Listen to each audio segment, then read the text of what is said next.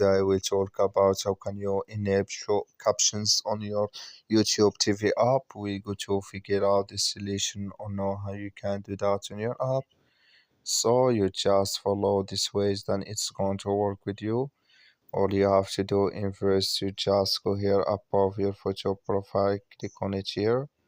So then it's going to show for you a list like this here. Then you click on settings, you come to next here, it's going to show for you like this here. Then you go down, just click here on captions, you just click on it. Then it's going to take you to next here, you come to show captions here. Click in this sign, like you see this color show for us. That's mean show captions enable with us now. So that's all you have to do to enable it on your app, on your YouTube TV app. So that's all. Thank you for watching. Don't forget to support us by liking, subscribe.